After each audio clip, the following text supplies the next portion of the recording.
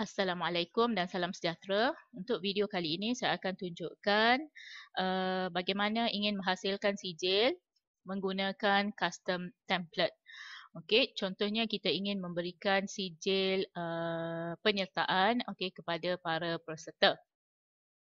Okay, proses yang sama perlu kita lalui iaitu membina soalan menggunakan Google Form. Okay, seperti contoh di sini saya mempunyai sampel certificate. Okay, Google Form bagi sampel certificate.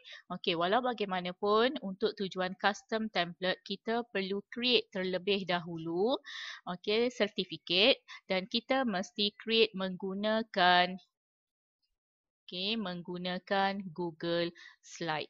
Okey, saya telah menghasilkan satu sijil menggunakan Google Slide. Okey, seperti mana contoh di sini.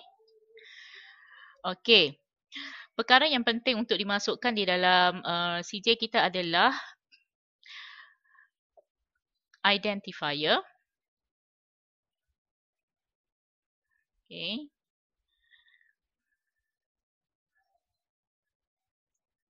Okey. Apa yang penting ialah untuk kita meletakkan merge tag di dalam sijil yang telah kita hasilkan untuk memudahkan sijil dihasilkan daripada Google Form. Okey. Sebagai contoh di sini, saya menghasilkan satu sijil penyertaan. This is to certify that untuk namanya. Secara automatik Certify M akan mengenal pasti baris yang pertama, soalan yang pertama ditanya di dalam Google Form sebagai nama. Baris yang seterusnya sekiranya tiada answer key sebagaimana soalan kuis, Certify M akan terus membaca sebagai other identifier. Dan sekiranya kita ingin meletakkan department mereka, itu akan dikeluarkan sebagai other identifier 2. Kita mempunyai beberapa merge tag di sini untuk nama. Title, title sekiranya kita tidak ingin menaip title tersebut ataupun meletakkan terus di dalam sijil, sebagai contoh di sini. Saya meletakkan terus namanya. Sekiranya tidak ingin meletakkan namanya, kita boleh menggunakan title. Meletakkan tag title. Title of the Google quiz. Bukan file name tapi title yang berada di dalam Google Form itu sendiri. Ada identifier 2, ada identifier. Kita ada identifier dan ada identifier 2. Kemudian ada identifiers. Alright, kemudian boleh masukkan tarikh. Persen sekiranya kita menyediakan soalan kuis dan kita ingin menghasilkan custom template kita sendiri. Passing percent. Point possible, certificate ID. Sekiranya kita ingin masukkan certificate ID di dalam sijil yang telah kita hasilkan. Sebagai contoh saya ingin masukkan certificate ID. So certificate ID saya ingin letakkan ia di sini. Text. Curly bracket 2 certificate ID. Sorry. Siap. Size ni kita set kecil sedikit. 12. So siap, automatically save. Sebagaimana yang tertera di atas, save to drive. So settle. So bolehlah kita tutup. So merge tag ini boleh didapati daripada website Certify M. Sekiranya kita ingin membuat rujukan, ingin menambah tag ke dalam sijil yang telah kita hasilkan di dalam Google Slide. So now buka kita punya Google Form. Add on. Pilih Certify M.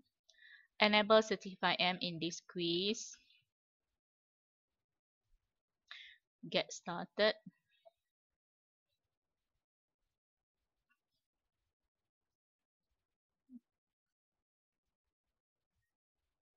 Seperti biasa, turn on.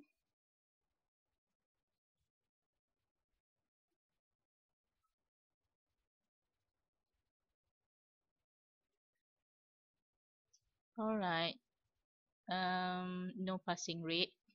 Okey, disebabkan saya hanya menyediakan sijil pernyataan. Okey, template, use custom template. Okey. Select new file. Okay, sample certificate. Save changes. Okay, siap. Okay, setelah siap. Okay, change setting not to restrict to UiTM only. Okay, save. Okay, once settle, then kita boleh try. So, preview. Masukkan email address, nama,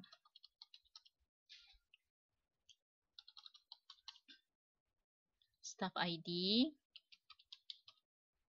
Okay, pilih department, submit. Okay, so thank you for your submission. If you pass, you will receive printable certificate shortly. Okay, mana kan kita bukannya membuat quiz, okay, yang mana memerlukan passing rate dan sebagainya, bolehlah kita ubah, okay, di advance. Okay, so thank you for your participation. Okay, thank you for your participation. See. Participation. Okay, so you will receive a printable certificate shortly. Save changes.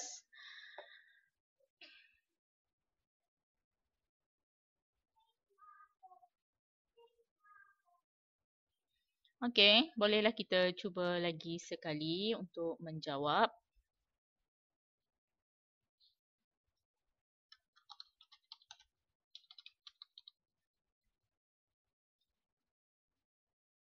Okay, nampak kata-kata